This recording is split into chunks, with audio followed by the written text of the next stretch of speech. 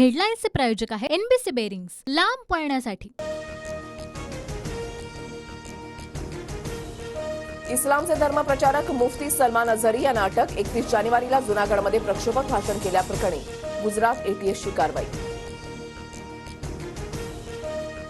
अझहरींच्या अटकेनंतर समर्थकांकडून घाटकोपरमध्ये रास्ता रोको, पोलीस ठाण्याबाहेर समर्थकांकडून जोरदार घोषणाबाजी, जमावाकडून दगडफेक, पोलिसांचा सौम्य लाठीमार।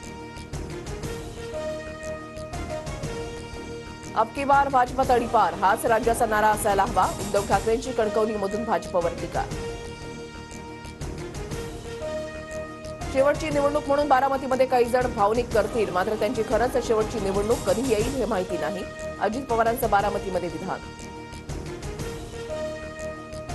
सत्ताधाऱ्यांना सत्तेची गुर्मी, मोठ्यांचा अपमान करणं हे सरकारचं धोरण। काकांच्या भरोशावर मोठे झाले आणि त्यांच्यावरच परतले, नाना पटोलेंचा अजित पवारांना टोला। अजित पवारांसोबत काम केल्याची लाज वाटते, ज्या माऊलीनं वाढवलं तिचंच कुंकू कधी पुसलं जाण्याची वाट पाहतात। अजित पवारांच्या विधानावर जितेंद्र आव्हाड आक्रमक।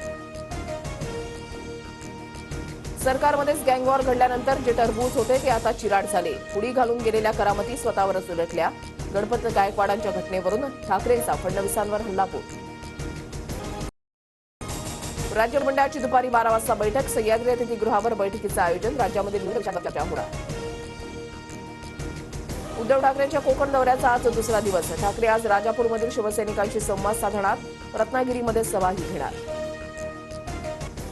पक्ष फुटतोय हे मला कळत नव्हतं का? मिंद्यांच्या दाढीला पकडून खेचून आणता आलं असतं, पण नासके आंबे काढून फेकायचे होते। उद्धव ठाकरेंचा शिंदेंवर घणाघात।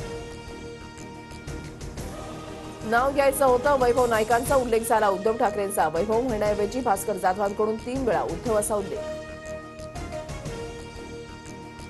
माझा राजीनामा अद्याप मुख्यमंत्र्यांकडे, मंत्रिमंडळामध्ये कोणाला ठेवायचं आणि काढायचं मुख्यमंत्री ठरवतात। भुजबळांचं वक्तव्य, तर राजीनामा मंजूर होईपर्यंत काम करावंच लागणार असल्याचीही प्रतिक्रिया। 16 नोव्हेंबरलाच मंत्रिपदाचा राजीनामा, शिंदे गटाच्या आमदारांना भुजबळांचं उत्तर, राजीनामा द्या किंवा डोक्यावर घेऊन फिरा, पण मराठ्यांच्या विरोधात बोलाल तर सोडणार नाही, जरांगेंचा इशारा। सुनेत्रा पवारांना बारामतीमध्ये उमेदवारी देण्याची अजित पवारांकडे कार्यकर्त्यांची मागणी, तर उमेदवार कुणीही असो फक्त मी समजून मतदान करा, अजित पवारांचं उत्तर।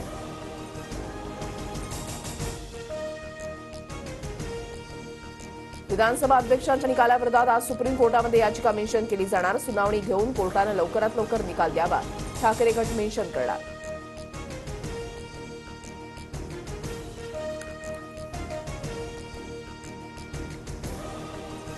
हेडलाईन्सचे प्रायोजक आहे एनबीसी बेरिंग्स, लांब पळण्यासाठी।